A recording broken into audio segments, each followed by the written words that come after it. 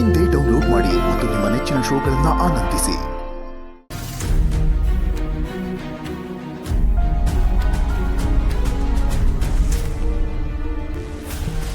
ನೀವು ನಾನು ಯಾರು ಅಂತ ಗೊತ್ತಾಗ್ಲಿಲ್ವಾ? ಆದ್ರೆ ನನಗೆ ನೀನು ಯಾರು ಅಂತ ಗೊತ್ತಿದೆ. ನೀನು ನನ್ನ ಪ್ರತಿಬಿಂಬನ ನೋಡಿರ್ತೀಯ. ನನ್ನ ಪ್ರತಿಬಿಂಬ ಅಂದ್ರೆ ನನ್ನ ರಕ್ತ ಹಂಚ್ಕೊಂಡು ಹುಟ್ಟಿರೋ ನನ್ನ ಮಗಳು ಶ್ರಾವಣಿ.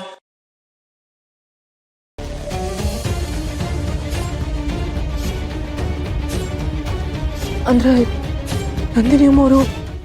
ಹೌದು, ನಾನೇ ನಂದಿನಿ.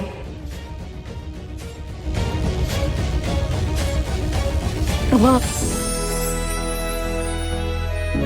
ಒಳ್ಳೇದಾಗ್ಲಪ್ಪ. ಎಂಥ ಅದೃಷ್ಟ ಅಮ್ಮವ್ರೆ ನಂದು. ನಾನು ನಂದಿನಿ ಅಮ್ಮವ್ರ ಎದುರುಗಡೆ ನಿಂತಿದ್ದೀನ ಅನ್ಕೊಂಡೇ ಇರ್ಲಿಲ್ಲ.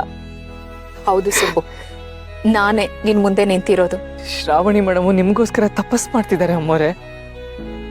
ಯಜಮಾನ ನಿಮ್ಮನ್ನು ಹುಡುಕ್ತಾ ಇದ್ದಾರೆ.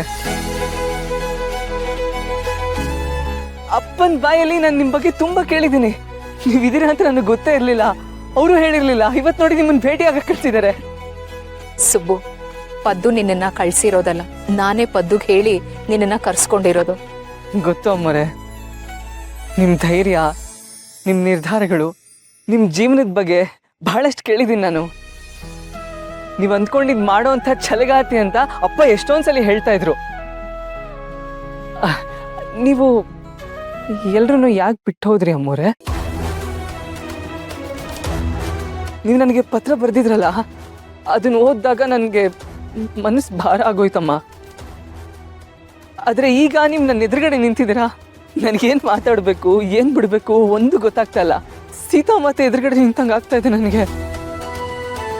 ಮನಸ್ಸು ತುಂಬೋಗಿದೆ, ಆದ್ರೆ ತಲೆಯಲ್ಲಿ 100 ಪ್ರಶ್ನೆಗಳು ಕಾಡ್ತಾ ಇದೆ. ಇಷ್ಟು ವರ್ಷ ಎಲ್ರಿಂದನೂ ಯಾಕೆ ದೂರ ಇದ್ರಿ ಅಮ್ಮೋರೆ? ಯಜಮಾನ್ರ ಜೊತೆ ಯಾಕಿಲ್ಲ ನೀವು? ಅವರು ಯಾರಿಗೂ ಕೆಟ್ಟದ್ದು ಬಯಸ್ದವ್ರಲ್ಲ. ನೀವು ಕೂಡ ನಮ್ಮನೆ ಪಾಲ್ಗೆ, ಸಾಲಿಗ್ರಾಮದ ಪಾಲ್ಗೆ ದೇವತೆ ಇದ್ದ ಹಾಗೆ. ನಾವಿವತ್ತು ಊಟ ಮಾಡ್ತಿರೋದು ನಿಮ್ಮ ದಯೆಯಿಂದಾನೆ. ಆದರೂ ನೀವು ಯಜಮಾನರು ದೂರ ಆಗೋದಕ್ಕೆ ಹೇಗೆ ಸಾಧ್ಯ? ಹೇಳ್ತೀನಿ ಸುಬ್ಬು, ಎಲ್ಲ ಸತ್ಯನೂ ಹೇಳ್ತೀನಿ. ಅದಕ್ಕೋಸ್ಕರನೇ ನಿನ್ನನ್ನ ಇಲ್ಲಿಗೆ ಬರೋದಕ್ಕೆ ಹೇಳಿದ್ದು. ಈ ಹಿಂದೆ ನಡೆದಿರೋ ಎಲ್ಲ ಸತ್ಯನೂ ಹೇಳ್ತೀನಿ.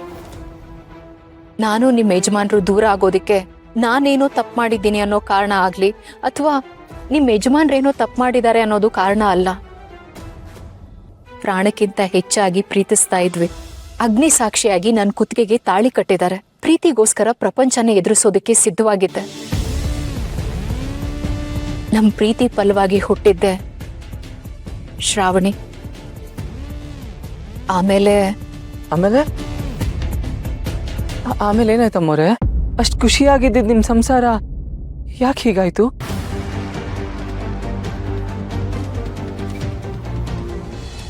ಹೇಳಿ ಅಮ್ಮವ್ರೆ, ಅಷ್ಟು ಪ್ರೀತಿಯಿಂದ ಇದ್ದವ್ರು ನೀವು ಯಾಕೆ ದೂರ ಆದ್ರಿ? ಬರೀ ದೂರ ಆಗಿದ್ದು ಮಾತ್ರ ಅಲ್ಲ, ನಿಮ್ಮ ಯಜಮಾನ್ರಿಗೆ ಅಂದ್ರೆ ನನ್ನ ಗಂಡನ್ಗೆ ನನ್ನ ಹೆಸರು ಕೇಳಿದ್ರೇನೆ ಆಗದೆ ಇರೋಷ್ಟು ಕೋಪ ಬಂತು. ಇಷ್ಟು ವರ್ಷ ನನ್ನ ನೆನಪುಗಳನ್ನ ಕಂಡ್ರೆ ಕೆಂಡ ಕಾರೋ ಅಷ್ಟು ಸಿಟ್ಟು ಬಂತು. ಪ್ರೀತಿ ದ್ವೇಷ ಆಗಿ ಬದಲಾಯ್ತು. ಆದ್ರೆ ಈ ವಿಷಯ ಎಲ್ಲ ನಿಮ್ಗೆ? ನನಗೆಲ್ಲ ವಿಷಯನೂ ಗೊತ್ತಿದೆ ಸುಬ್ಬು. ನಾನು ಎಲ್ಲವನ್ನೂ ತಿಳ್ಕೊಂಡಿದ್ದೀನಿ. ಇದುವರೆಗೂ ನಡೆದಿರೋದನ್ನೆಲ್ಲ ನೋಡಿದ್ದೀನಿ ಕೂಡ. ಆದ್ರೆ ಯಾರ ಕಣ್ಗೂ ಕಾಣಿಸ್ಕೊಂಡಿಲ್ಲ ಅಷ್ಟೇ.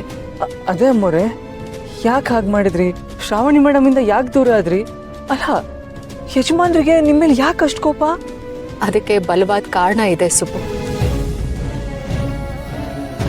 ಒಂದು ಹೆಣ್ಣು ತನ್ನ ಮಗುವಿಂದ ದೂರ ಆಗಿ, ಗಂಡನಿಂದ ದೂರ ಆಗಿ ಇಷ್ಟು ವರ್ಷ ಜೀವನ ಮಾಡ್ತಿದ್ದಾಳೆ ಅಂದ್ರೆ ಅವಳ ಜೀವನದಲ್ಲಿ ದೊಡ್ಡ ಅಗ್ನಿ ಪರೀಕ್ಷೆನೇ ಎದುರಿಸಿದಾಳೆ ಅಂತ ಅರ್ಥ. ಆ ಸೀತಾ ಮಾತೆ ರಾಮನಿಂದ ದೂರ ಆಗಿ ತನ್ನ ಮಕ್ಕಳನ್ನು ದೂರ ಮಾಡಿಕೊಂಡು ಕಡೆಗೆ ಭೂಮಿ ತಾಯಿ ಪಾಲಾದ್ಲು. ಆ ಸೀತೆನೇ ಎಷ್ಟು ದೊಡ್ಡ ಅಗ್ನಿ ಪರೀಕ್ಷೆನ ತನ್ನ ಜೀವನದಲ್ಲಿ ಎದುರಿಸಬೇಕಾಯ್ತು. ಸೀತೆಗೆ ತನ್ನ ಗಂಡನ ಜೊತೆ ಇರಬೇಕು ಅನ್ನೋದಾಗ್ಲಿ, ಮಕ್ಕಳ ಪ್ರೀತಿನ ಪಡಿಬೇಕು ಅನ್ನೋದಾಗ್ಲಿ ಅನ್ನೋದಕ್ಕಿಂತ ದೊಡ್ಡದಾಗಿ ಕಂಡಿದ್ದು ಯಾವ್ದು ಗೊತ್ತಾ?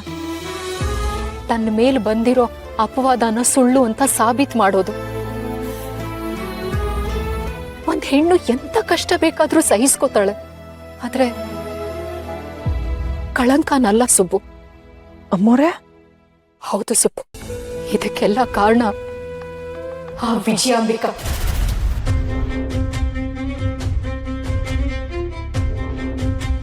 ಅವಳಾಡಿರೋ ಮೋಸದ ಆಟಕ್ಕೆ ನನ್ನ ಸಂಸಾರ ನುಚ್ಚು ನೂರಾಯ್ತು. ಸತ್ಯದ ದಾರಿಲಿ ನಡೀತಾ ಇರೋ ಯಾವುದೇ ಹೆಣ್ಣು ಸಹಿಸ್ಕೊಳಕ್ ಆಗದೆ ಇರೋಂತ ಅಪವಾದನ ಅವಳು ನನ್ ಮೇಲೆ ಹೊರಿಸಿದ್ಲು. ಆ ಅಪವಾದದಿಂದ ನಾನು ಆಚೆ ಬರ್ಬೇಕಾಗಿತ್ತು. ನನ್ನ ನಡತೆ ಬಗ್ಗೆ ಹುಟ್ಕೊಂಡಿರೋ ಎಲ್ಲ ಪ್ರಶ್ನೆಗಳಿಗೂ ಉತ್ತರ ಕೊಡ್ಬೇಕಾಗಿತ್ತು. ಆದ್ರೆ ಜೀವನದಲ್ಲಿ ಕೆಲವೊಂದು ಪ್ರಶ್ನೆಗಳಿಗೆ ಉತ್ತರಗಳನ್ನ ಮಾತಲ್ಲಿ ಕೊಡೋದಕ್ಕಾಗಲ್ಲ ಸುಬ್ಬು, ಅದನ್ನ ಸಾಬೀತ್ ಮಾಡ್ಬೇಕಾಗತ್ತೆ. ಈ ಪ್ರಪಂಚ ಸುಳ್ಳನ್ನ ಬಹಳ ಬೇಗ ನಂಬತ್ತೆ, ಆದ್ರೆ ಸತ್ಯಗಳನ್ನ ಸಾಬೀತ್ ಮಾಡೋವರೆಗೂ ನಂಬೋದಿಲ್ಲ.